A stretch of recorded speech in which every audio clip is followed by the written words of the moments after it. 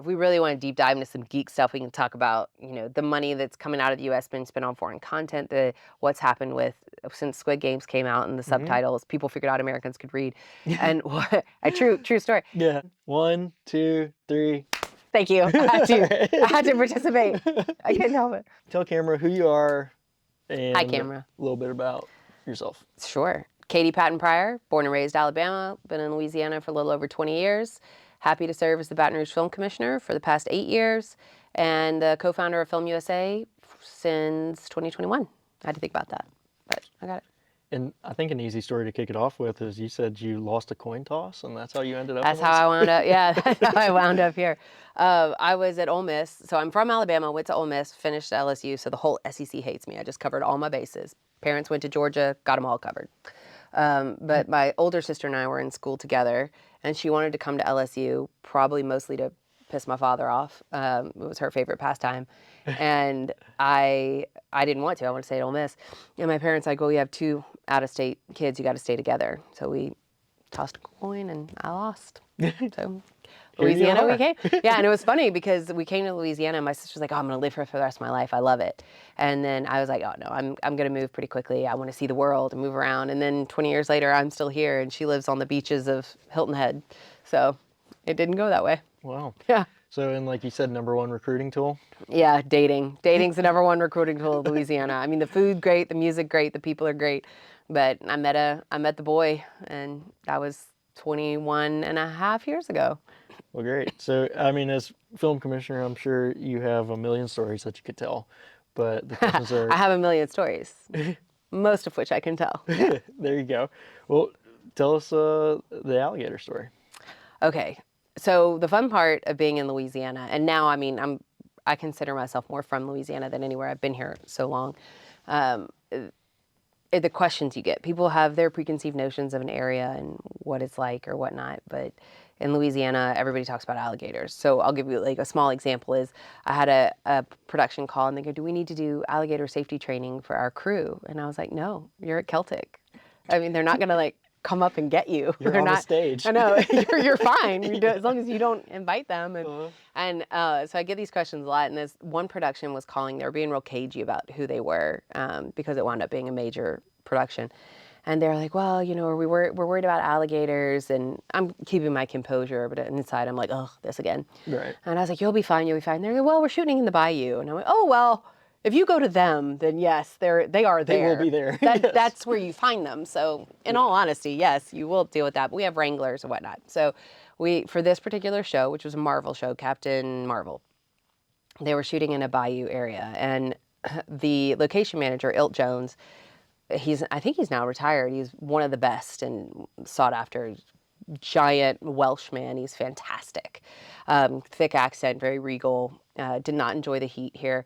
And they hired a wrangler. Of course, his name's Boudreaux. So the wrangler to get all the snakes and alligators out. So you can have Brie Larson and Samuel L. Jackson and Jude Law and all these people were in alligator habitat and not get eaten. Mm-hmm. Reasonable expectation from Marvel. Yes. Yeah, and I imagine everybody felt like that was a requirement for sure. Yeah, absolutely. Yeah. Absolutely.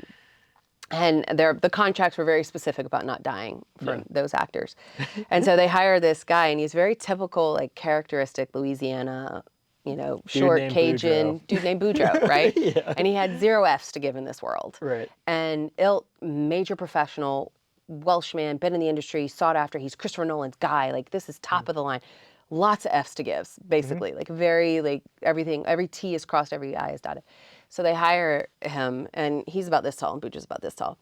And you have to get him one day on the podcast to tell you this. He's got the best stories. You got to get him to tell you the story. It's actually a pretty good theme to do, is like get people's stories and then get somebody else and get their perspective of the same story. You really should. I will call him and be like, I will fly him in. Like, you have to hear him tell the story. Yeah. So he's got so Boudreaux's on set and gets all the alligators gone except for this one very large, like 10+ foot alligator, who's a female and is of course all good Louisiana people know you don't move a female during nesting season. So you can because she's not going to leave her nest, but if you move her, you have a territory war. Everybody comes back and fights, and you have all these alligators back.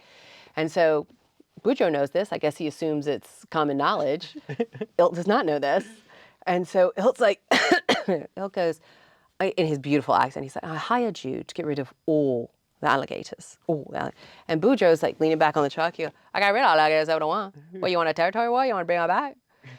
And you could see Ilt's brain just be like, this feels like English, but I just don't. I don't understand. I don't understand. And what I should have done is be there to step in and be like, let me translate. But it was more like just pure entertainment. But yeah, so they, the short of the story is the alligator was not moved after a very lengthy conversation of all the alligators, got rid of all the alligators, everyone. All the alligators. Oh yeah, back and forth, this ping pong of culture. It was amazing. And then Ilt had to fly back to Mitch Bell and all these big names and say, I know I have actors next to an alligator, but it's all right. She's nesting. And explain that. Everything was fine. No, I mean, nobody was hurt. Everything was great. You would have seen it in the headlines by now. Yeah. But it was, the culture clash is really funny. For sure. I'm just imagining the execs that are like, all right, maybe just don't tell me any more about this. Yeah, like let's just hold our breath and hope nobody gets hurt. Yes. Yeah. Yeah. But so we had a project where Ryan Felipe was with an alligator in a scene, and this is not a reflection of anybody sitting here, but they probably should have shortened the chain on the alligator a little more than it was in the scene. Alligator got a little too close. In the scene, he attacks him, and they pull him back but it got a little too real. Yeah. But I probably shouldn't tell those stories. What movie was that? I'd have to look back and tell you, to be honest. Man. Good story. Yeah. It's terrible.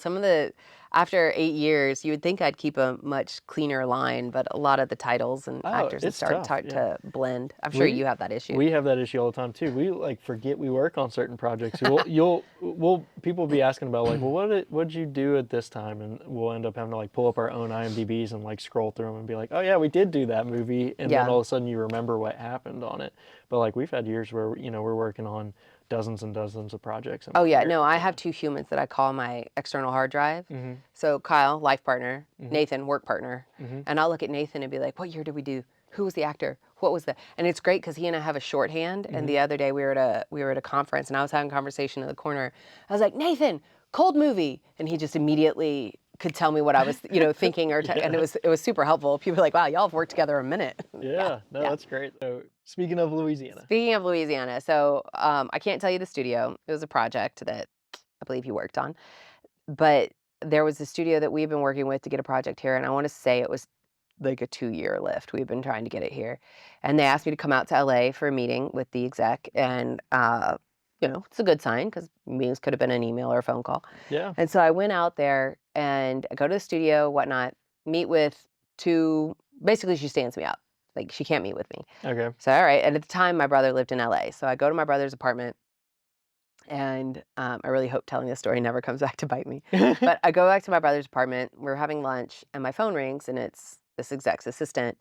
And she says, hey, I'm so sorry. We couldn't see you, but could you do a call now? And I could have a call from Louisiana, but yeah, sure. And so we jump on a call. I put her on speaker, and I'm getting ready for, tax incentive questions or crew questions or infrastructure, all the questions that I'm used to answering. Right. And she just wants to talk hurricanes. That's it. That is, detailed about hurricanes. So I tell her when hurricane season is. Historically, by the way, most of the hurricanes in Louisiana have hit in September. But I told her, if you're a superstitious person, Louisiana people are more concerned about the last week of August because that's when the bigger ones have really, Katrina, to name a few, have really hit us, and that's the bad one. And she's asking, well, how is it in Baton Rouge? So, well, New Orleans is not actually on the coast. It's a little inland. And then we're 75 miles inland from that. So it depends on the storm, on how bad. Well, how strong are the winds? And well, the winds depend. It could be depending on the storm. Well, how much rainfall? Well, depends on the storm. How long are you guys out of power? Depends on what happens. I can't. Plenty of times never. Yeah, I was like, it's not that bad. I said I've been living here at that time, I don't know, X amount of years and have only lost power once. It's not that bad. And yes, I do recommend insurance, but I don't know how many days you'd have to be down, if any. And she said, well, when do you think one will hit this year? And I said, well, I would be a very wealthy woman in a very different line of work if I could answer that question. Right. And at this point, I'm looking at my brother because the questions are coming so hard and fast. I'm like, Mhm. they're looking for a reason to back out. They've got to be, and they're waiting for me to give them Right. that line, right? So I look at my brother and I'm like, am I really? Mhm. And he goes, oh no. Okay, great, great. And so I'm at this point, I've written it off. I'm like, okay, well, it's not coming. It's And gone. yeah, Yeah. it's gone. And she goes, she keeps asking, when would it come? When would it come? And finally she goes, foot to the fire, gun to the head, like, when is it coming? And I went, August 27th. That's when we're getting it this year. She went, okay, thanks, bye. Mhm. Hangs up. And I was like, well, we lost that. Well, they come one day. They shut down one day for a hurricane, August 27th. And it was winds and rain. Nope. We lost power for like a minute, but as a safety precaution, they want people driving to Celtic. And so, yeah, that was the only day. And I was like, oh, wow. For the rest of my life, she's going to call me every year and be like, when's it coming? But Yeah. so I don't know if I willed that hurricane into existence. I hope I didn't, but Yeah. I don't yeah. know. You might be getting some other job offers based on I that. mean, Yeah. yeah, that'd be great. Yeah. Weather predictor, a weather psychic like in Mean Girls. Yeah. Yeah, like in Mean Girls. I don't know if this is related or not based on what you're saying, but you do have an interesting Nick Nolte story. I do. So Nick Nolte was here filming a project that you also worked on. Um, and Nick Nolte, I of course know who he is, big fan, but I'm also older than the individual of this story. So he was staying. He goes into a grocery store in downtown Baton Rouge, and the downtown Baton Rouge, just like every other downtown, we do have some homeless people, and they grocery shop there, or sometimes shoplift or whatnot. So the young man that was working at the front saw this gentleman come in a homeless chic look, and he was walking up and down the aisles, grocery shopping, perfectly innocent. And the 12-year-old or 16-year-old or whatever that's working the front counter Mhm. was a little suspicious and was looking, and he calls, they have cops downtown, so he called Right. the cop into the store. He's like, If hey, I think, I think this guy. And so the cop's walking down the aisles and he's looking. Oops, sorry. Cop's looking, he's looking, and then he goes, and he comes back out and goes, kid, that guy's not homeless, he's famous. That guy's famous. He's like, oh, I'm sorry. So Yeah. thank God it was a cop that knew, because can you imagine Yeah. how awful that would be if the cop was like some Had to young, detain yeah, it was like, Nick excuse me, Nolte. sir, what are you doing? Like, oh God, Yeah. no. And yeah, and just imagine that would probably ultimately be your problem at some point. Oh yeah, absolutely. Absolutely. Yeah. I'm also imagining some kid like Googling Nick Nolte and going like, yeah, I don't recognize any of the Yeah, movies. not knowing the movies. Yeah. Yeah. Yeah. And that was before Star Wars, because I'm thinking about like that would probably be like the only one that like a I kid don't these know. days. Was it before Warrior? Because I wasn't he. Yeah, Yeah, but because I feel like well, that one was had a big audience. I don't know. yeah, I love that movie. yeah, Also, I digress from there. Funny story yes. about Joel Edgerton. So jokingly, when I became film commissioner, so I love the movie Warrior and I've watched it 1,000 times. So my partner always jokingly would be like, "Oh, it's because of Joel Edgerton." Mhm. He's not an unattractive man, but that wasn't why I was watching the film. And so when I got the job, as a joke, he was like, "Oh, as long as you don't meet Joel Edgerton." And I said, "Okay, as long as you never meet Catherine Zeta-Jones, because that's his like childhood crush, his whole life is Catherine Zeta-Jones." And it just so happened that both of them were in town filming separate films at the exact same time. Joel Edgerton was in St. Francisville filming Master Gardener with Paul Schrader, Mhm. and Catherine Zeta-Jones was filming National Treasure: Edge of History here at Celtic. And I got to meet them both in the same week. Mhm. And it was funny because I met Joel on Paul's set first, Yeah, and he's lovely, very nice. You know how those meetings are with film commissioners, yeah, hello, blah blah blah, and you leave. yeah. And then I came to set here, and Kyle's like, "Well, can I come and meet Catherine Zeta-Jones with you then? Because you," and I'm like, "No, absolutely. Have you seen her? She still looks amazing. No, you may not. I'm not going to stand next to your childhood crush while you meet her. No." You really shut Kyle down on that? Oh, absolutely. That's Have you hilarious. seen Catherine Zeta-Jones? I would not. Yeah, Yeah, we worked on National yeah, Treasure. I would not Yeah, let. No. yeah. If I had any interest in any man, I'd be like, "You do not get to meet this goddess." No. Yes. It's hilarious. Founder or co-founder of Film USA? What's the right Co-founder. So co-founder? Okay. two of us were dumb enough to do it together Yeah, immediately. So Tony and I are co-founders. We each go by that. So cool. Co-founder of Film USA. co-founder. Tell us the origin story. Everybody's got a good origin story. So Tony was film commissioner in St. Pete, Florida, and was and still am film commissioner in Baton Rouge. We both go to Cannes, largest Cannes Film Festival, Marché, largest industry event we have in the world. And Okay. the Marché is made up of two international villages on either side, flanking the Palais, where the conference center, basically. And those villages are made up of these beautiful tents, but like SEC style tent, not just, pitch a tent, Right. um, of different countries representing their area, their filmmakers, their incentives, their what's filmed there, everything. And it's noticeable that the US is missing from this. There are private companies that do representation for the US, but there's not the government entity. So he and I were sitting around. We had just enough Guinness to make us stupid enough to be like, oh, we should do this. So, really, the problem is that there's no federal film office in the US, which is shocking. And that would be or a cultural ministry. And that Ministry of Culture, got those backwards. Um, and that would be who would set up usually those kind of events. And so we said, well, how has this been done before? The CNC kind of adopted the group of film commissioners of France that kind of had their thing. There are other models where this has been done. So we're looking at what's missing and what we could film first. So an association in the US was missing. And other associations exist like this. There's the Asian Film Commission Network, the Latin American Film Commission Network, EU Film Commissioners Network, all the Baltics, these groups that service as a way to come together and help share best practices. There's nothing in the US. So we started Film USA with that in mind, and we provide a number of benefits to our film offices. We have over 100 US film office members. And then one of the parts of the next step of that is all banding together with a grassroots effort to really push legislation that is positive for our industry. And that for us is a federal film office with a total strategy, because I think we get reduced to a headline a lot in our industry.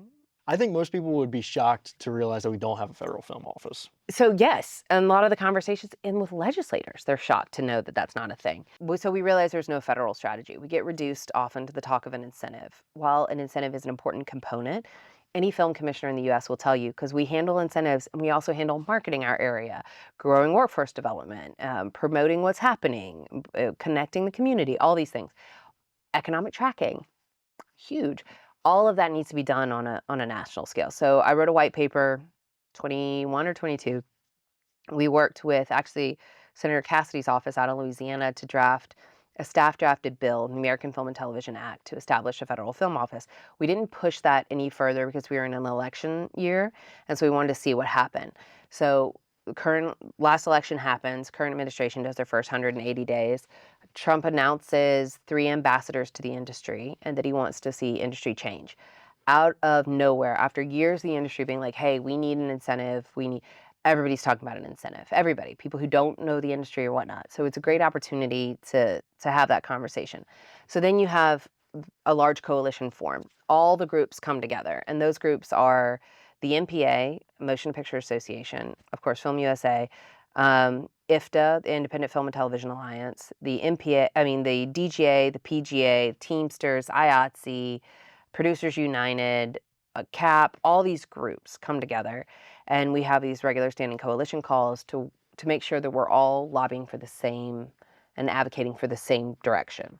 And we all agree that first thing is 181 is a tax code for the people using film, independent film, and it needs to be renewed. It's usually renewed, and right now it's set to expire December 31st. That's a regular thing, though, right? It's 1A1 not needs to new. be. Oh, yeah. Yeah, it's just extending something that has been there. It has been extended several times before. Mhm. We support extending it again. We can get into a little bit about what it is if you would like, or I can direct you to some tax specialists that are probably a lot more fun to talk to than me. And then the second thing that we would advocate for as a group would be the federal film incentive, and hopefully get that passed in 26. But that's going to be a lot of talk about what does that look like? How are we structuring this? We don't need to reinvent a wheel. I Yeah, a mean, lot look at of this other done. people are doing it, There like, are over 100 production heavy countries in the world that have a federal film office, right. and more than 80 of those have a federal film incentive.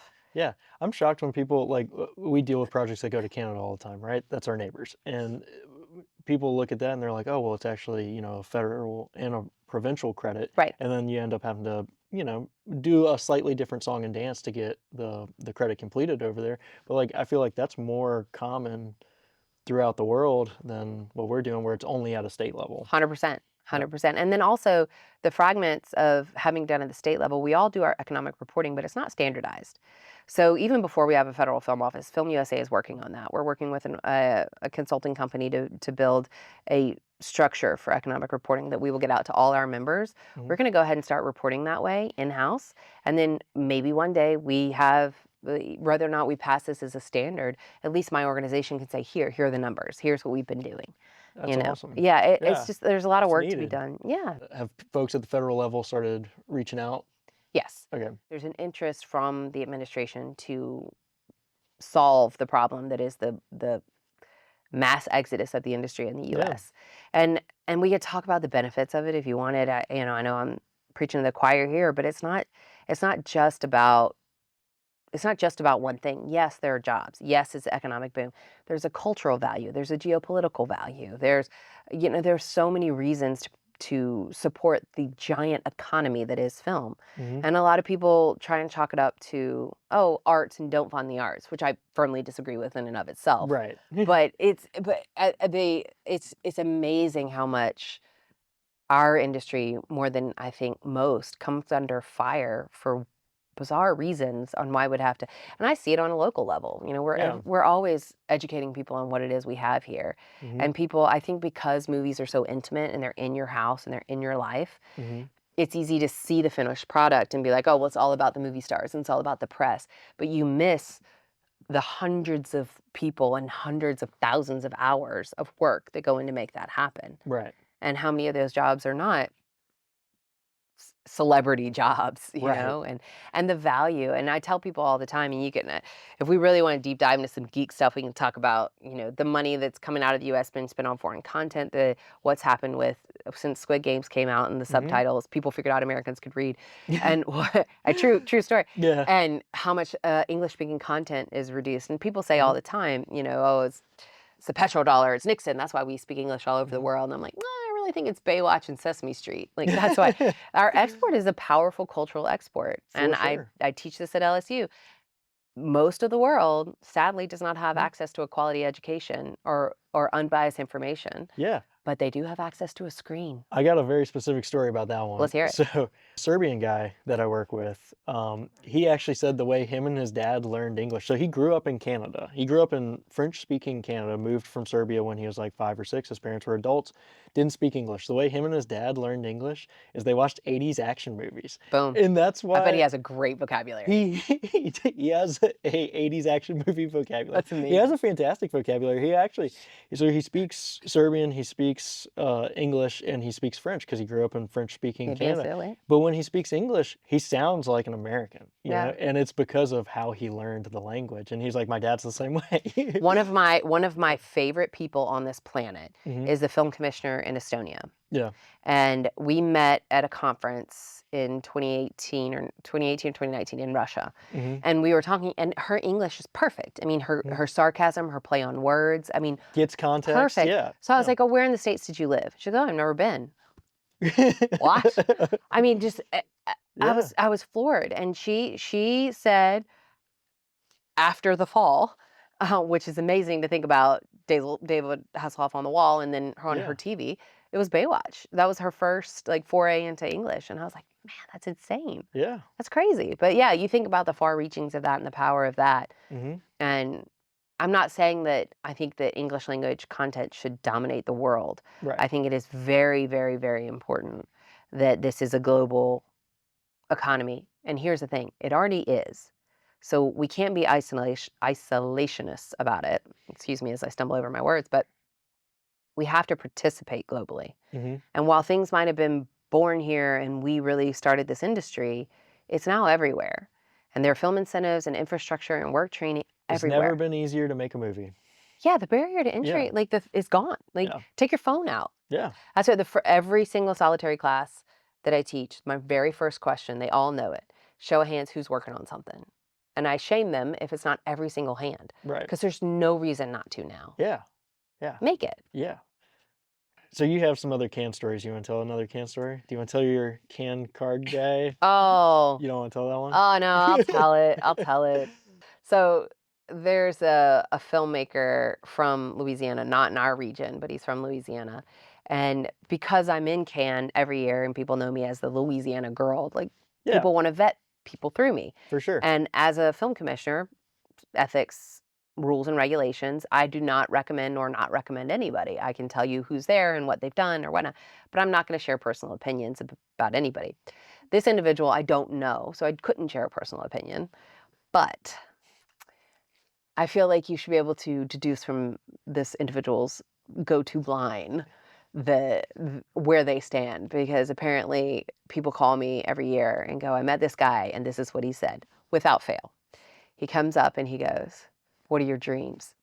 Because I can make them come true, and gives his card. And it's just like, oh. Yeah. So there are people, and it's funny because a lot of my students ask when they're in the hmm industry, they're like, how do you tell people who are full of shit? Yeah. Well, in that situation, I could see, because I know like a lot of students do go, Yeah, I take and students every yeah, year. exactly. Well, and I hear them talk about it, and I could see somebody who's in a vulnerable position going like, "Oh, my heart skipped a beat." Like, Yeah, yes, I do. I I am have ready. dreams. Yes. Yeah. I know it's terrible. And people come out, they're like, "Oh, I have a $15 million film fund. I'd be happy to. I want to help you out. You Mm, inspire me." And people fall for that stuff, Yeah. and I get it because it's that Cinderella story, that Deus Oh Ex yeah. Machina. Pull you out, and I want that. I feel it. I got those lottery dreams For too. sure. But But yeah, but I mean, and Colby can attest to this. Anytime it sounds too good to be true, I subscribe to it probably is too good to be true. yeah, And then you vet it super hard, and then you can be pleasantly surprised if like yeah. elements of the truth were in I'd it. rather be proven wrong that way Yes. than the other way. Yeah, Yeah, exactly. agreed. So people are, and it's also fun because we have in our pavilion, the Film USA pavilion. I don't know if I ever finished the story about what we do at Cannes now. No, you didn't Okay, so say full that. You circle. gave the political version. I Yeah. got tangented Yeah. on the political stuff. So full circle, come back. So now Film USA hosts a very large pavilion in Cannes every year. We're at Focus in London. We have an event at Berlin. We have an event at Sundance, and we're Were y'all going to expanding. AFM too, Yeah, or going yeah? to AFM. Yep. So yeah, it's just, like just getting out there, and it's an affordable way for all the film commissioners to come band together and represent a country that doesn't have a federal film office. And is there a national film commissioner organization, or is it an event? I've heard you kind of mention some stuff Oh, along the so lines of that. AFCI is Association of Film Commissioners International. Okay. Shout out, love them. hmm They just had their symposium in Cincinnati, Ohio. First time in Cincinnati. Oh yeah, I Loved do remember it. texting everybody and them all being like, "We're in Cincinnati Cincinnati, yeah. right now." They killed it. They killed it. As Yeah, the host, they killed it. yeah. Kristen is one of the most badass people and film commissioners. She just killed it. She is the film She's the commissioner film of commissioner in Cincinnati. Cincinnati. Yeah. Okay, shout out Ohio. Shout out. I Yeah. mean, they did, and I'd never been to Ohio. hmm Tony, my partner in Film USA, is from Ohio, but Oh, I I was never would have guessed that. Actually, if you really. told me like guess where Tony's from, I never would have Well, been like Ohio. he's the Florida guy now, man. Like he's Yeah. dedicated. He will. I don't think Dynamite would. He's leaving Florida in a pine box. Like that's Okay. it. He's all about some Florida. hmm But yeah, he's from Ohio. Ohio's lovely, wonderful. He's from Toledo. But hmm yeah, but in Cincinnati, it was fantastic. So they have AFCI hosts the symposium, uh, big conference and most of their members all their members are film commissioners hmm across the country. And it's great because it's very much a fraternity. Film commissioners, we all work in the same space. So Yeah. we all get together, and it's wonderful because we're all really good tour guides. hmm So whenever I travel, I look up one of my film commissioner friends and I wind up, Tell you all the hot spots. yeah, Yeah. like I went to New Zealand for the Disney conference. They did a equality, I think it was called the Equality Conference. One year, I don't know, I need my external hard drive to tell you what year it was, Now I'm but super pre-COVID. jealous. It was, yes. Yeah. So I get down there, and Kyle was supposed to be joining me, but he had a work thing and he couldn't come, so I was by myself in New Zealand. Film commissioner's like, Sorry, come on. Kyle. So I just went on film commissioner tours and hung out with film commissioners the whole time. That's awesome. And they know their areas, and we're tour Oh guides. yeah. So anyway, I digress. So Yeah. I was talking about Film USA. So anyway, we're Yeah. at Cannes, and when you come in, we have a big map Mhm. that shows all the film incentives across the U.S. Mhm. because people come in, and I know a lot of them, but I'm not well versed on all of them. So we Right. have the map. But it's funny to see how many people don't know the geography of the U.S. Oh yeah. Because It's huge. some U.S. people don't know. Yeah. But yeah, a French woman came in and she's like, "So where is Louisiana?" It's like, "Oh, it's right here." And she went, "Oh, they put you on the bottom." I was like, "Oh, excuse me, they didn't put us on the bottom. We stole it basically for a very good price from Napoleon. Thank you very much. Yeah, it's funny just to get Yeah. the vibe of what people see and think. Yeah, one that is interesting, a French person not knowing where Louisiana is, because I Yeah. feel like they're normally pretty good at pointing out the spots where people speak French. But They all know it, you yeah, know. They're like, "Oh, Louisiana," but they'll look yeah, at the map and go, "Where exactly are yeah, you?" Yeah, a lot of people point to Florida. I'm like, "Nope, wrong. Like, keep yeah, close." No, yeah. everybody knows Texas. That's it. Like people, Yeah, everybody it's on the this big map. one. Yeah, people are like, "Oh, that's Texas." Yeah, I would think Texas, Florida, and California, everybody would know, like the yeah, edges, yeah, but no. yeah. Yeah. Do you have like a mission statement for Film USA? A mission statement Yeah, or like if you were to sum up like what Film USA is all about in like just a couple instead of sentences. saying our like actual 6 sentence mission statement. Yeah. Yeah. So our basic mission statement is a grassroots organization come together for the benefit of the U.S. film economy. That's it. Like Boom. we are there to support the film economy. Hmm. And if you want to get into how we do that, you look at what film commissioners do and you apply it to a national scale. And then a lot of our work is advocacy. Excuse me. A lot of our work is advocacy for making sure that they now more than ever there is a role for federal government to Hmm. participate in the film industry, and it needs to be carefully shepherded to the best possible outcome for the industry. Hmm. And we need to be really careful not to be reinventing wheels and doing things wrong. We have a whole world to look at. How, I mean, if you could piece together what Canada, Australia, and the UK did Hmm. and build it here, I think it would be amazing. Yeah. And I think, and a lot of people, because I have a lot of international friends in the industry, and I'm very careful to stress this is not me saying that America needs to take back everything that's filming everywhere else.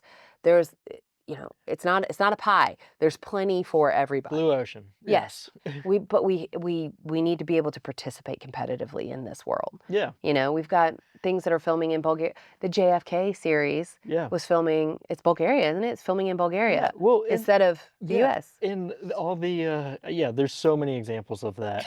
But like I think about it as a filmmaker, I would love to just make the film where it makes sense to make the film Yeah, from a story perspective, yeah. not necessarily from an incentive perspective, you know?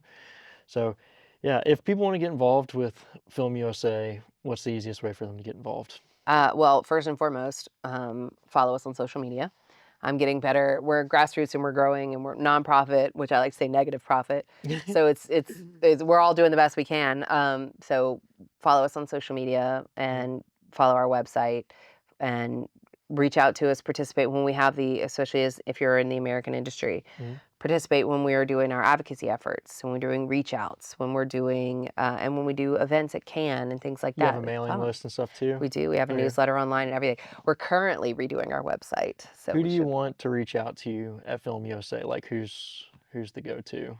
Well, I want every film commission to be a member. Okay. So if you work in a region where your film commissioner is not a member, Mhm, reach out to them and tell them to become a member. Like we need the more voices, the better. mhm. And then we actually are opening. Breaking news: we're opening to in November. We're opening to industry memberships and partnerships. So outside of film commissioners, we'll have another layer, and it'll have a separate list of benefits that are provided to them, and those people will we'll keep them updated on legislative Mhm. news and what we're doing, and give them opportunity to participate in the government reach out and all of that.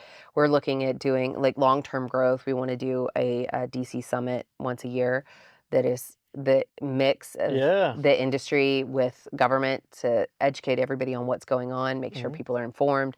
We want to do a conference in the US once a year for supporting the networking among American voices and storytelling. Yeah.